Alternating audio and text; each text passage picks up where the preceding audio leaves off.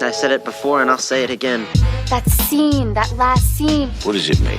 I'm the dude, you know? Get the fuck out of here! No, I cannot. That final scene starts now. Hello, and welcome to That Final Scene. My name is Sophie, and as always, I'm in my kitchen with my co-host Ben and Simon. How are we doing? Good, yeah. Good to be back in the kitchen. Very good, thanks. Yeah. Sounds like a line from Hell's Kitchens or like a cooking show. Ooh. Good to be back in the kitchen. Hell's Kitchen. Yeah, Hell's Kitchen. Remember the Gordon Ramsay show? Yeah, I also remember the Daredevil. Yeah. Yes, Hell's Kitchen is a place in New York. Yeah. Yes, I always confuse that because I'm always like, that can't be an actual name of a place. I think it is. I think it is an actual place. No, you're right. It's just like, it's such a bizarre name for an actual. Or as they refer to it in Daredevil, the kitchen. I was just talking to Ben earlier before we started recording, and we have some doubts for the revamp of Daredevil, for lack of a better word. We're not quite sure where it's gonna go. We feel like it's gonna be a dumbed down version of the original. Yeah, I think so. I mean, that kind of sounds like what Disney are planning on doing. I don't know. The original on Netflix was so good and so kind of, I think it was really good because it wasn't Marvel doing it. It was at the time when all Marvel were making all these superhero movies, and then Netflix got the IP for Daredevil and a few of the other characters, and they made some really like interesting kind of like grittier TV shows.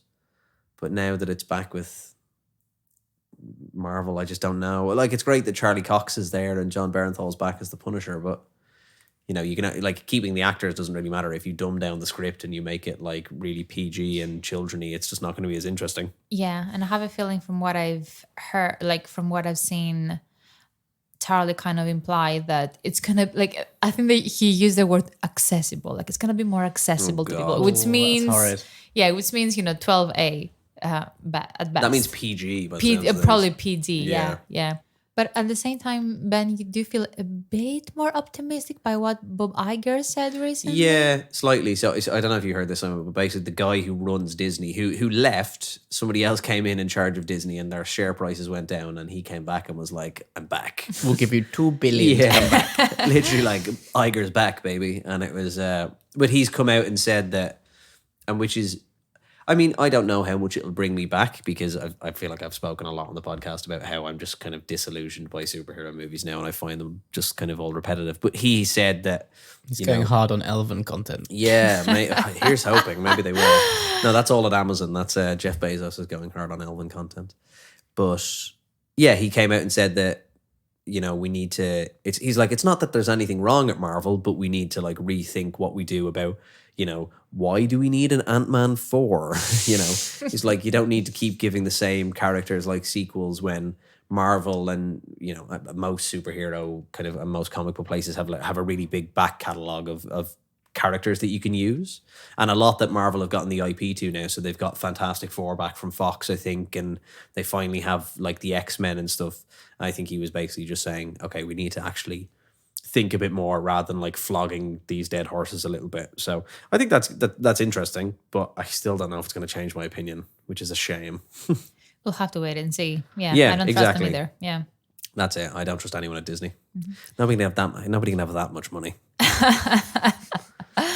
Simon, catch us up. What have you been watching? I needed to top up my 1995 White Savior high school wholesome genre content. Everyone needs to charge that battery from time to time. So can you guess the film? 1995, clue number 1. Clue number 2, Michelle Pfeiffer. Is it the one with Gangster's Paradise? That was my third clue. Oh God, what's it called?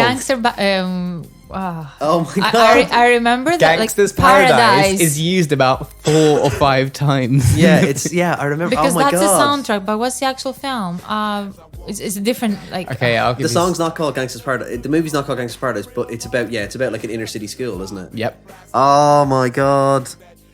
The bodyguard keeps coming back. So the plot is... We know the plot. Okay, we know the film. No, I'm going to see if this helps you remember. Okay. Yeah. So imagine this is the film pitch. Michelle Pfeiffer is an ex-Marine. Stay with me.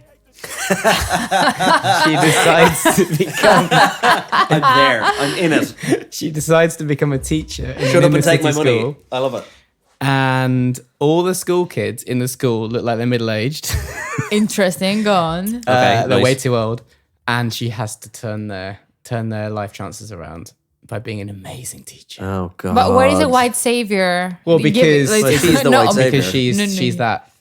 But you kind of let it off the hook because it's quite wholesome. And apart from a few really bum music edits, where there's like a really sad bit and like some like sitcom music fades up. Oh, I thought you were going to say Out of Nowhere Gangster's Paradise. It does keep coming back. But apart from that, the choir.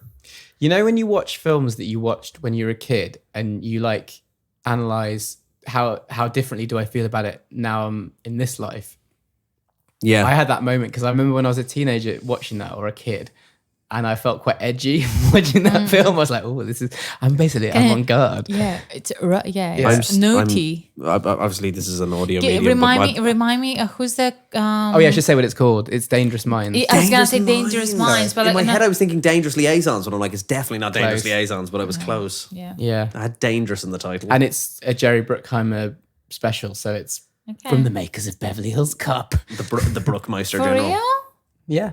And Don Simpson. Is it Don Simpson? You couldn't Jerry tell. Bruckheimer and Don. No, Pirates of the Caribbean though. Eventually, How did you end up watching Dangerous Minds? Because of you. Because I have a very pricey Disney Plus subscription because of having to watch The Sixth Sense, I think it was. Oh yeah, of course. So now I'm like... and Banshees, yeah. Oh, it was because of that. Banshees. It's because of Banshees, yeah. Yeah. So I had to buy it for that episode. Good. It's only So like now I'm- $6.99, isn't Max it? it out. Yeah, but... I don't have £6. I'm the son of an accountant, Ben. It's an expenditure I don't need. It adds up. If you have like 5 of them, Exactly. it probably adds up, yeah. But then it does have Disney- films like Enemy of the State, which I also watched recently on it, which I quite Ooh, enjoyed. naughty. Yeah, you It's talked got a lot of about that last 90s time. tut, as I'm calling it. Well, that's the Yeah, thing because... that Star section is full of 90s. Oh 90s yeah, stuff. it's golden. And also Disney bought Fox. So What's on 20th Fox? Any like so 20th Century Fox used to have a lot of great dramas and social crime films. So it has a great catalog because of them. I did try and watch a film that you'd said that you liked, True Lies. I couldn't watch it. It was so bad. I was like, Sophie said this is all right. So I was like, okay. Give it a go. It's all right. Dude, it was dreadful. Okay. It wasn't even bad good. It was bad, Interesting. in my opinion. It is very American propaganda. Americans are great, and then that like horrific South African accent from DiCaprio. But it's kind of like Wait. No, you're thinking of Blood Diamond. I'm thinking of Blood Diamond. I can. I thought that was out of character. Oh my I was God. like, dude, this is the trashiest Arnie film that exists. And then you were like, it's actually good. Dude, So I put it on and I was like, does Sophie really like this? I'm confusing True Lies with Blood Diamond. Thank God. Very different films. Dude. Yeah. The accent is different, It's proper but the tut. acting is. But it's James Cameron, so it can't be that bad. The only I'm fact I know sorry, about James Cameron can't be that bad. That man doesn't get a pass anymore. He doesn't make bad films. the only Avatar's a bad film. Come on. it's a blah Jesus. it's a blah film. Yes, exactly. He makes blah films. Okay. But True Lies was the first film to cost over $100 million.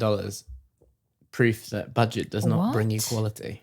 Ben, what have you been watching? Finished The Last of Us, which we won't talk about because Simon hasn't watched it. Until once he's watched it, we'll talk about it. I thought it ended very well in that it ends in the same way as the game does. Watching The Mandalorian, so not Elven but intergalactic. I basically binge watched Andor in like quick succession to kind of watch that, and I really enjoyed that. I thought that was of all these kind of like Disney properties, I thought that was actually quite good. Like I really enjoyed it. I'm trying to think, what other movies have I watched? I feel like I've watched some movies. I got about halfway through the Two Towers the other night. There we go. There's my Elven quota. Yeah. What's that? The second Lord of the Rings film. Oh, I thought it was about the Twin Towers. Sorry. No, very different films. Very different films. Good Lord, no, you would never be able to take down Sauron with a plane, that's for sure. But yeah, I went. I don't know why I should have just persevered. I went to watch Bullet Train, and then I don't know why, but I went. It's on Now TV, and I went to watch it, and Now TV decided I needed to watch 2.5 minutes of ads before the movie, and I thought, no, I pay for this like a streaming service. I'm not in the mood right now. I'm pissed off, and Match of the Day is on, so I'll go watch Match of the Day instead. And that's what I did. Bullet Train is great. It's a good. I fun. know. I really want to watch it. Apparently, though, the British accents in it are dreadful. Le Train Boulet. How can Yeah. they be? I mean, No, from Aaron Taylor Taylor Johnson and the other guy though. Isn't he British? I think so, but the other guy's not. The guy from Atlanta. yeah, he's not British. I don't think he's doing a British accent. He is doing a British accent. Oh, then it's very subtle. As in, like, I wasn't like thrown off by it. Oh no, I think it's when I've watched a clip of it and it very much like it feels. Oh God, dare I say it? A little bit Don Cheadle in Ocean's 11. Right. I mean, I'm not the person to comment on accents, but I just remember not remembering, so it probably like wasn't offensive to me. Yeah, so, like, I will watch it eventually. Yeah. I will watch it eventually after I've seen John Wick. I think John Wick 4 is going to be my next cinema thing, and then I'll settle down to watch Devote Time to Bullet Train. Enough of our tut. Yeah, What have you been watching? What have you been watching? I've been watching like a lot of awful films, actually, kind of intentionally, because I want to see how low some filmmakers can go. And You're doing the theatrical limbo. Probably. Well, I think it's also very telling by itself, because it shows me that if you don't want to spend a bunch of time researching for the film to watch, chances are you're gonna watch a very bad film if you just go with the algorithm or like whatever is being served to you. So I haven't had time to research like, I want to watch like these 5 films. I just kind of go to a streaming service and I'm like, this looks decent, I guess. And then I end up like having a very bad time. But I'm going to say, praise the cinema lords. I went to the cinema yesterday and I saw Rye Lane. Yes. As of like Peckham Rye Lane for our Londoners out there, like people that actually have been to Peckham in London. So it's just a twist in the genre of rom-com. The director is called Rain Allen Miller, and that's her debut. It's starring Vivian Oprah and David Johnson, and it's basically like people in their late 20s having very bad date experiences and them spending a day in Peckham Rye. Yeah. So it's just incredible in terms of how it's been filmed. Very funny, very unique, a predominantly black cast, and it just takes a very, I would say, tired genre of rom-com at this point and just does something very like funny and hilarious with it. And it shows you like the Jamaican communities in Brixton, and like it's just like so authentic, and it kind of tells their story and how people meet and how people date, and it's just really, really fun. The one thing that I want to mention is that there is a cameo out there who's like a rom-com royalty. Colin Firth makes a cameo, nice. which is, I feel like it's a nice like nod to the genre as a whole.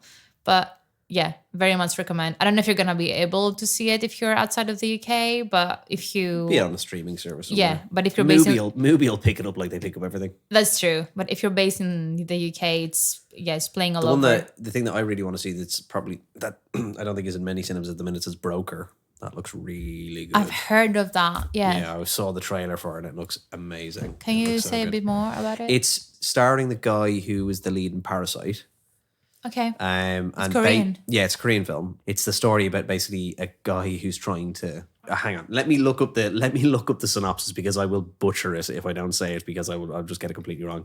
But it's about baby brokering is basically the premise of it. Classic Korea. Yeah, so a young lady decides to give up her newborn child to a church for adoption, but discovers that there is an active group which steals these children for sale. She catches the group red-handed and joins them in a road trip to find customers ready to buy the child. Things don't go smoothly since 2 lady cops are hot on their trail and things get complicated, is the synopsis. It's either a documentary about Ireland or one about Korea. Philomena 2. But yeah, that looks really Brilliant, interesting. I yeah. saw the trailer before the whale and yeah, I do really want to see that. What's this? It's a movie. No! Oh, I liked it. No! Can I say something? No! I don't get it. What don't you get about it? Cool. So we move on to our community segment. I'm really Let's do excited it. about this one because it's something that we've been talking about for a while behind the scenes. And today we're talking about The Deer Hunter, which is a 1978 film. So we're thinking, why don't we get people's thoughts on what they think is the greatest decade in cinema history? So let's go through some of our listeners' answers. The one thing that I'm going to say, we did get quite a few responses for this one. The overarching theme in the response is that the 70s were probably the most loved favorite decade from people. And I would say the close second is the 90s. Not much love for the 80s or the 2010s even, like maybe a couple of posts here. Yeah. I mean, I was gonna say like you're probably not the best advocate for whatever is in cinemas out there, even though I do feel like there are certain pros in the 2010s that you can't find in the 70s, like diversity. But I can't pronounce the usernames. IKMAYD. So probably the 70s, mostly because it's informed by so much of the influential work of the past. The late 30s to 40s established a modern cinematic language. The 60s exploded with experimental form. And so the 70s, New Hollywood and beyond established the last real amalgamation of the previous decades and something that hasn't necessarily changed since. Hot take, the 90s is overrated. Disagree with the 90s being overrated, I think. So I'm just looking at like a list of like the top movies from the 70s. And you have the Godfather movie. Well, at least Godfather Part 1, Part 2. Is Part 3? Like Part 3 the 70s? Maybe early 80s? Could be early 80s. You've got A New Hope. You've got Jaws, the first Alien movie, One Flew Over the Cuckoo's Nest, Apocalypse Now, Rocky, The Deer Hunter, which we're going to talk about, Taxi Driver, Chinatown, Close Encounters of a Third Kind. The way I would sum up that era, even though I didn't live in it, was like it was still a period of experimentation more than the blockbuster format era. Maybe Jaws out of that list is actually not a great one because perhaps this first like shoots of blockbuster format movies, which were like guaranteed moneymakers. Whereas like The Deer Hunter feels like it was still where people could get money to experiment with like topics and culture and stuff. You get the best of De Niro in the 70s, arguably. That is true. Because isn't Dog Day Afternoon? I was the gonna 70s as well. I didn't realise it's the same such a good director film. as Deer Hunter. Michael Cimino, yeah. You mentioned the word experimentation, but the way I would say it, I think I would agree with the listeners here in terms of like maybe the experimentation was in the earlier decades, but with 70s, I feel like it's almost like the rise of the auteur as a term, where like you have certain filmmakers establishing like marking their territory, like this like this is gonna be Spielberg, this is gonna be Scorsese, this is gonna be like Coppola. for example, Spielberg was able to make Duel, or as my dad would say, Duel. And could he make that now? Like, could you just make a film about a truck that becomes probably not character? Which is why I feel like the term like auteur is kind of accurate, because I feel like it's the first decade where for some reason, I don't know the background or the logistics, the filmmaking studio started giving more creative control to the filmmakers in terms of where they could go. You've got like from the 70s, you've got a generation of directors who have stood the test of time as well. Yeah. So I guess it's an interesting question. What made the filmmaking studios give them a chance and not follow the formula? You've got Ridley Scott with Alien. You've got Steven Spielberg. You've George Lucas with the first Star Wars movie off the back of like American Graffiti or whatever it was. Yeah, so you're seeing that the formula Francis is working. Ford Coppola. Yeah. You've got the Rocky Horror Picture Show. Yeah. Sylvester Stallone. I mean, Rocky. The first Rocky is the 70s. I mean, you're seeing all these people who've stood the test of times. That there's in ways that maybe modern actors and directors. Yeah, it must have been an exciting time to go to the cinema because there was so much variation and people were trying stuff out for the first time, or it must have felt like it was for the first time. Exactly. This is what another listener is saying. Movie Nights 237. Hello. The shift in Hollywood and the large amount of creative control that was gifted to filmmakers resulted in a decade packed with revolutionary films and filmmakers. Other than the giant positive systemic change that occurred, the endless list of legendary names that emerged during the 1970s that continue to positively affect cinema today is enough to settle the debate. So it's just like, and then they go on to say it was a time of ruthless, politically switched on films that Simon, you mentioned, as well as technically groundbreaking spectacle films. They also make an interesting point in terms of most of the 70s classics have aged very well, which debatable from a social and diversity point of view, but like filmmaking wise, yes, because you don't have the cheesiness of the 80s where everything looks dated and aged right now. Everybody has shoulder pads. It was like the decade space was discovered, so everyone must be in silver and look like they're from outer space. Yeah.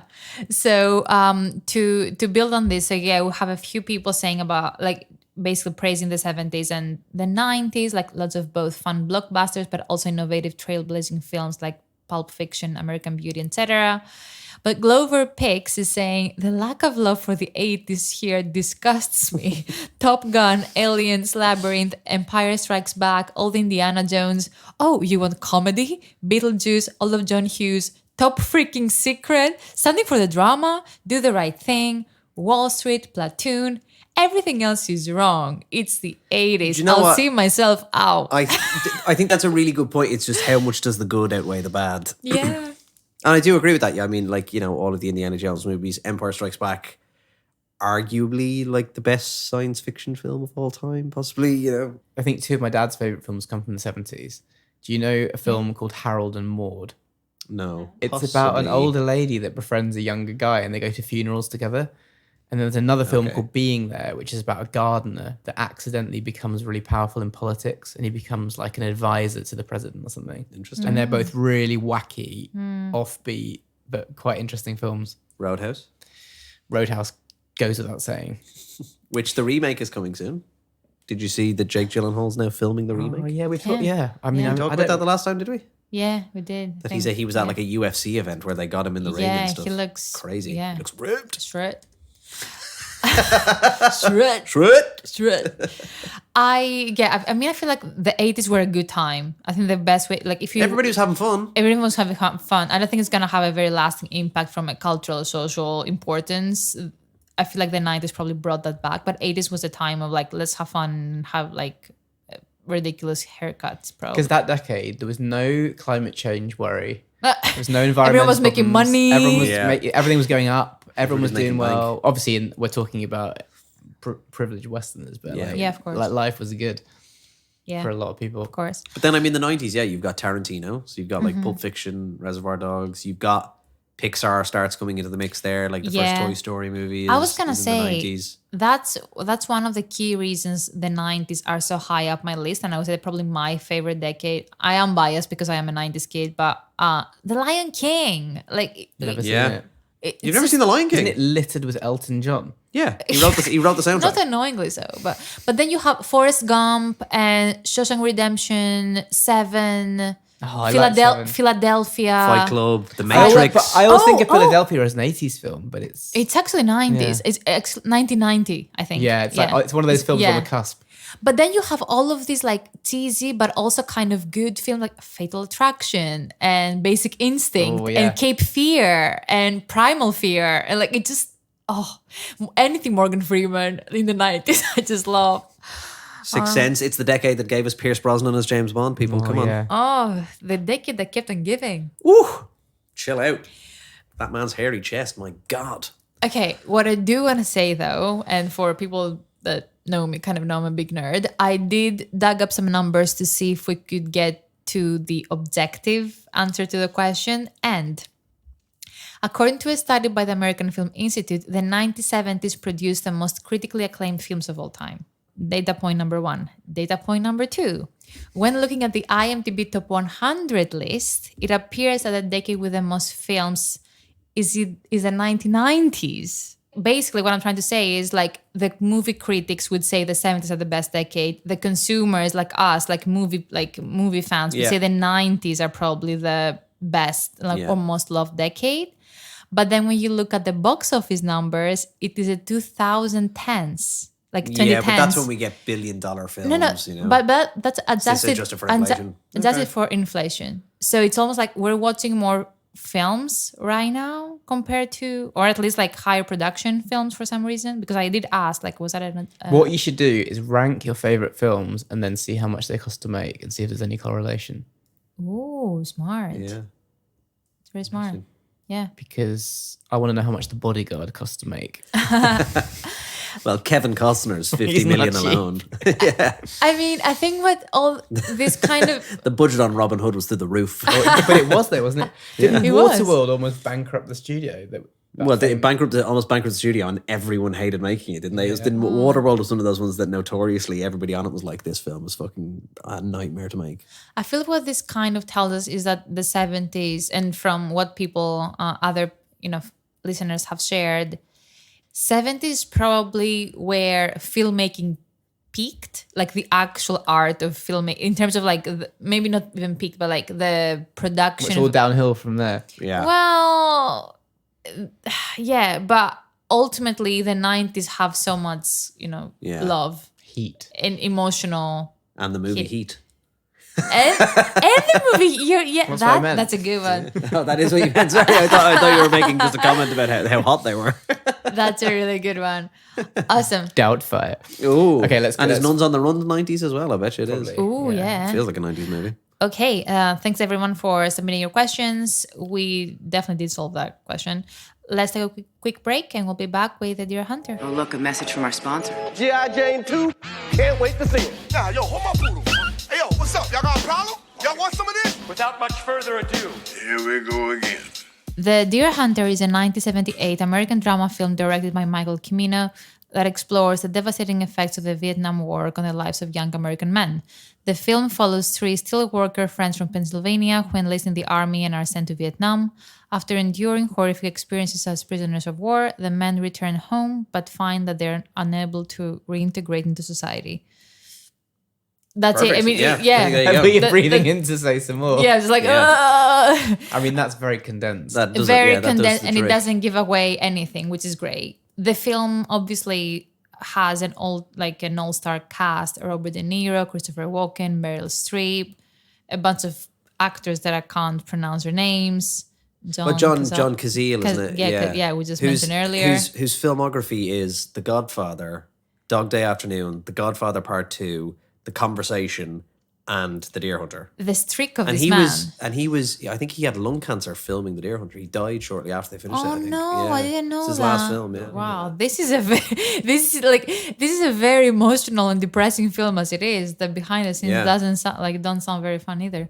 Well, the film went to win 5 Academy Awards, including Best Picture, Best Editing, and Christopher Walken won his first and only Oscar for his role. Best supporting actor, was it? Best supporting actor. I thought he was incredible. And I mean, weirdly, the fact that De Niro didn't win an Oscar is kind of crazy because I think arguably it's De Niro's best performance, maybe. Like, I know, obviously, he won the Oscar for The Godfather Part 2, didn't he?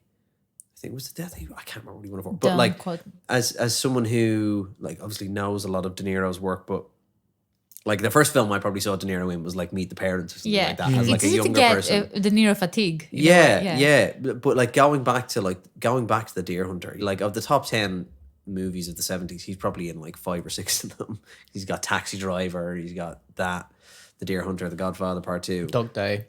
Is he in Dog Day? No, that's, it's Al Pacino. Pacino. Oh, I always do that. They look the same. I always do that. Like they look the same when they were Because young. I was just thinking about Heat, and that's both of them. Oh, that's yeah, both that's of them. good. It's so yeah. confusing. Yeah. Always do But that. yeah, I think he's incredible in it. Like especially the obviously there's a couple of Russian roulette scenes, really fucking harrowing Russian roulette scenes in the film. But the middle one where it's him and Walken and when they're prisoners of war, he's brilliant. You're like fuck, like you feel like kind of how he's being driven to snap. Like you really see it in his face. I just thought he was brilliant in it. I think he's amazing. I was really sold with De Niro as well. I would say on the second half, however, like the first half, which I'm not saying it's a De Niro problem, but the first half I was like, he doesn't really look Russian, and I can't pick up an accent, with some, I think, you could expect from like a Russian, like kind of American family, because apparently like they are from that community. But then you're right, like the more you go into the film, I think the first half of the film is just quite slow though.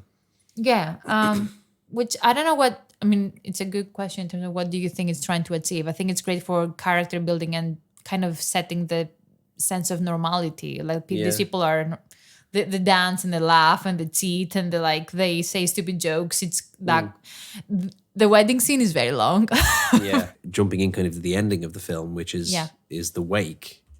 It's you kind of have like the film almost like folds in on itself or folds on top of itself. I can't remember what that's called when you have like the two sides the same. Origami. Yeah, let's go with that.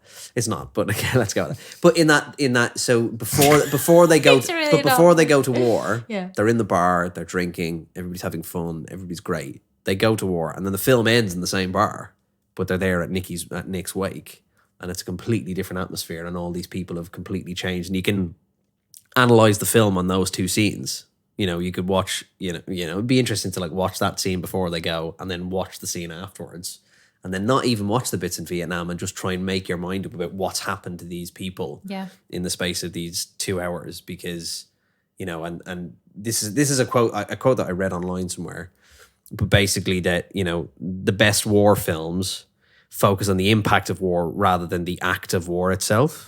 Like you get movies that are all like Black Hawk Down, which is just 2.5 hours of gunfighting. And then you get movies like The Deer Hunter, which of course, like a big part of the film is set in Vietnam, but the most interesting parts of the film are the bits either side of it, you know, and the effect that has on people. And I guess, obviously, as I said, it is an incredibly long film. It is very long, but that slow build obviously allows you to have that affinity with these people who are going to war, to a war that a lot of Americans went into not really kind of knowing what they were getting themselves in for, as many people do. I think anybody going to war doesn't really know what they're getting themselves into. Yeah. And then you had this amazing kind of juxtaposition at the end where they're back in the same bar that only a few years previous they've been getting hammered and they were going off to war and they'd just been on this hunting trip and blah, blah, blah. And everybody's drunk and everybody having a great time and they were playing the piano and they were singing. And now Nick has just blown his brains out in a bar in Vietnam and you're like, fuck. So let's jump right into that final scene. So in the final moments of the film, we have Michael returning to America with Nick's body after what happened the scene prior, which I mean was kind of devastating.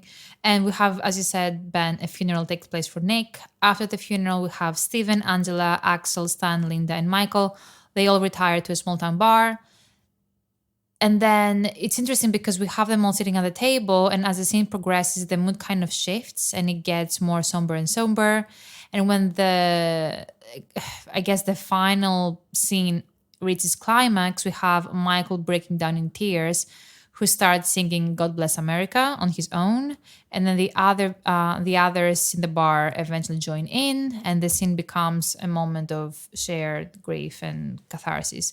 So the final shot of the film is a close-up of Michael's face, and as he continues to sing the song with a mixture of sadness, regret, and resilience. But I think the final scene begins at Russian roulette. Like if you you ask mean? anyone on the street, like what's the ending of Deer Hunter? They'd be Really? like Russian. I think so. That's what I would jump to. In my head, I would go to the song for some reason. I think because of the iconography of the film, I think that's the one. Like what Christopher Walken in the red headband, and even though on the cover on the cover and the poster it's De Niro in the red headband. But Oh really? Yeah, So I think it's De Niro. correct. Yeah, Yeah, it's you're not. right. I think it's a film that's quite rare because now you don't get final endings like that aren't satisfying, that leave you almost feeling worse than when you began. And that's maybe a hallmark of that era of movie making, where you could make a film critiquing Vietnam and end on a non-triumphant note. I think you get that with certain. But I think it's a good ending, and it feels like it's complete. Yeah, no, it definitely And is. it's a film that I'm happy to watch again, like now and then.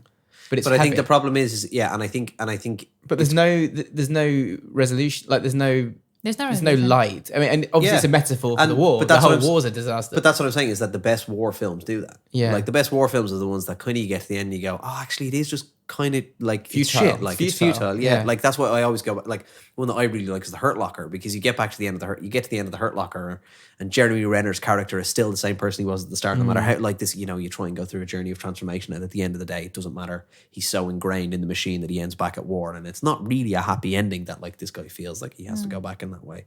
And the best war films are the ones that, like, war films are a great. Obviously, the Spielbergs and Saving Private Ryan's are the ones that make money, but the interesting ones are the character studies, like The Deer Hunter, where you talk about. well, because Michael's the hero, but he fails. Yeah, He fails to get his mate back. He's completely failed by the war. His character's changed. His life torn apart. Let's stay with the song for a minute, because that is the very final element of the film. The film as a whole generally is considered very controversial for its ending in particular, because a lot of critics and some viewers alike have criticized it for being very simplistic and reductionist, for just being like, oh yeah, just throw a version of the American anthem, like in terms of like coming across very patriotic, as in all of it was worth it because God bless America. And then you have the other camp of the people that would make the counter argument that this is ironic to an extent, that all of these people have come together to sing a song that actually gets them kind of like the values get them killed. Well, and a good one to go back to on that then is Full Metal Jacket, because Full Metal Jacket ends in a similar way where I was they're all gonna singing say, it's the Mickey Mouse Clubhouse theme song, and it's done in an ironic sense. It's not necessarily exactly. you're not singing it because it's a patriotic thing. Yeah. You know. I think Kubrick nails that irony. I'm not sure if it's as clear with the Deer Hunter, just because I feel like the film is very like Full Metal Jacket is very ironic throughout, in a sense, because in but Kubrick fashion. I don't think the Deer Hunter's trying to be maybe.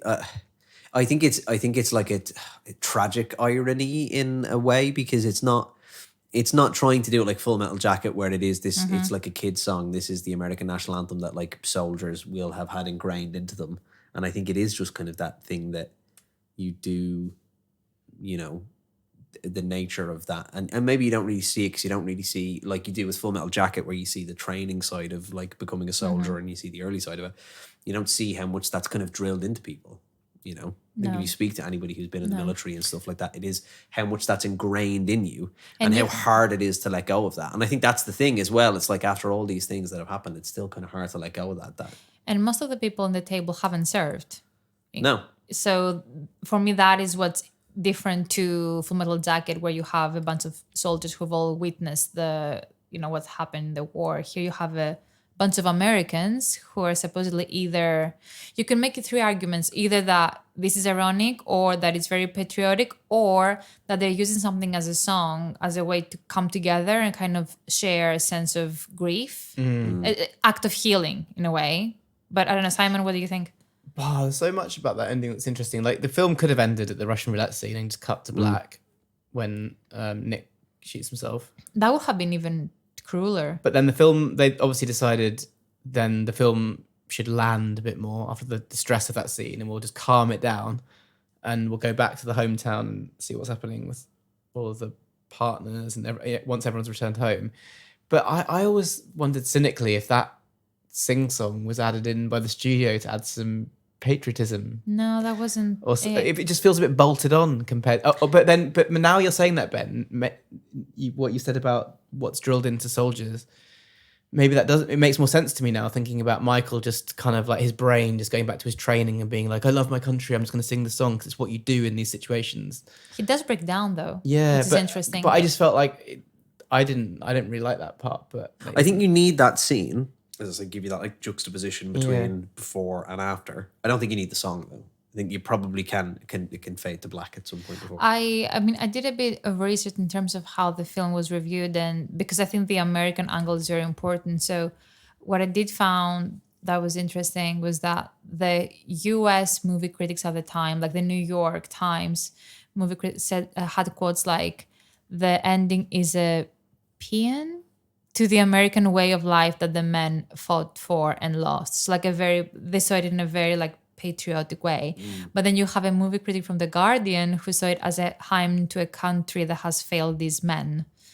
And then a really good quote that I like from Slant Magazine, Chuck Bowen goes to say, the song becomes a prayer for the dead, a symbol for the commonality that binds people together. So maybe the reason they had them sing a song was almost like a way of them to just literally come together, because they're not soldiers. Like the majority, it's only Michael and Stephen that have served in the table. The rest didn't really go to war. But they're all touched by war though.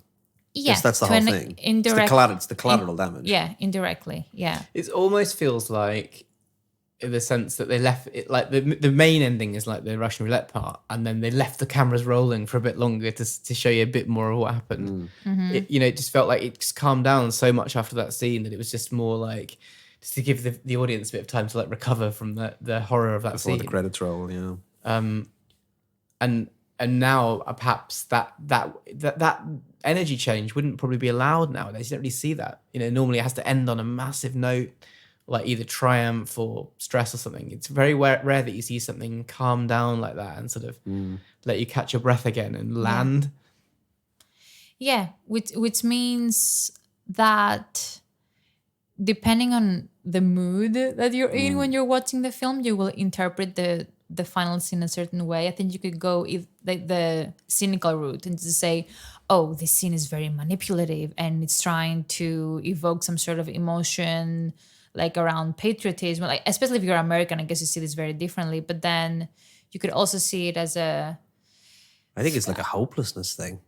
I think it's just almost like just clinging to the song and just It's futile. He's like singing the song that he's been trained to sing or brainwashed into singing. Yeah. And for some reason I see something optimistic about it, but I think it's because all of them are singing together. And I guess that's what you do when you're in a funeral. It was comforting to him because it's what he did when he was happy. When it familiar. Familiar. Yeah. And that was going to be my last question. What do we think of him breaking down? Like, or a better question is, why do we think the director ended the film with a close up on his face? Because ultimately it looks like the scene was probably for Michael. Because you remember, like, the very, very final shot was like the director closing in on Michael breaking down. What do we think is is next for someone like Michael? Because you could what I'm trying to say is you could also see a different version of the scene where he just goes blank. He goes like terrified, like, you know, like he's lost everything. Like, at least he has emotions still. I think he's still not fully dead. He's in a stage of grief, I guess. Sort of processing something. Potentially. Yeah, I don't know. I mean, I think it's quite real, I guess. You know, in a wake, and you've been to war, and you've lost your friends, and friends are disfigured. And he's kind of been like the leader of the group throughout as well. It's almost kind of like he led his it's almost like he led his friends into war, and of all the ones to cook, like, one's dead, one's lost their legs, 2 are dead. Sorry, is 2 are dead? I can't remember that. I mean, so many people die in that film. And like others lost their legs, and, you know, you've got widows and stuff like that. And like, I would say in De Niro's performance at the end, I wonder, like, him breaking down, how much is a sense of guilt? Like, and I think a lot of it, especially with the Russian roulette scene, there must be a massive sense of how much he's begging him to come home, and the fact that he even enters into playing the game of Russian roulette with him, and how much he's trying to get him back. There's the guilt of, like, I should be dead. It shouldn't be him. It should be me. I should be dead. Like, I should have gotten us out. Like, I was the one who was, you know, almost like the older brother in these scenarios that led these people through. Yeah. I think if he had just kind of been stoic, that wouldn't have been real. I don't think, you know. Well, as much as I love the film, I'm gonna end this conversation by saying it was really problematic when it came to, like, how the Vietnamese people were portrayed. Like, it was villainous, as in, like, there aren't any reports that claim that these people played Russian roulette for fun. No, and that became, isn't that the problem? Like, there was quite a lot of regret around it, because that became such a big stereotype of like that, like, all Vietnamese men were just in, like, seedy bars and playing Russian roulette and stuff like that, and actually Vietnamese culture is not like that whatsoever. Like, and there's, like, a lot of regret, but from the, I don't know if Michael Camino said it, but I think there has been kind of, it's been acknowledged that, like, oh really? I think so, that they was kind of portrayed in the wrong way. Yeah. Full Metal Jacket does a similar thing, though, I feel like. Yeah, pretty much. You know? I mean, yeah, it's very much American friendly. All of them are American friendly, yeah. Very much so. Anyway, I do think we solved the ending again for one of the most emo films of all time. Yeah, one of the most what films? Emo. I feel like tired even after talking about it. I'm like, oh no, yeah, I feel the like music in it's relentless. It just, that riff just, like, churns on for hours. That's true. Well, but it's not overused, though, I don't think. Yeah. On the music, I think it's used the right amount, you know. Yeah. And it's not like that they're, like, riding into war, you know, and stuff like that. It's like, it almost is like, really, if you watch the film again, going from the start, it's almost like foreboding and foreshadowing a little bit. But yeah. Well, I think we're all excited to not talk about this film for a minute. I'm really glad that it doesn't have a fucking sequel. Jesus. Fuck's sake, can you imagine? Awesome. Okay, so if we picked your favorite decade in movie history, go on and share this episode on your stories or whatever, your Discord channel if you have one. We want to hear more people's thoughts, so spread the word about that final scene. If you listen this far, you get a sneak peek into our next final scene, our very first Edgar Wright episode with Scott Pilgrim vs. the World. Can't wait for this one. Thank you for tuning in. We'll see you in 2 weeks. Bye. Did you like it? Did you like that? Did I like it? I loved it. I had no idea you could milk a cat. I have nipples, Greg. Could you milk me? Good morning. Morning. Good morning. Oh, and in case I don't see you, good afternoon, good evening, and good night.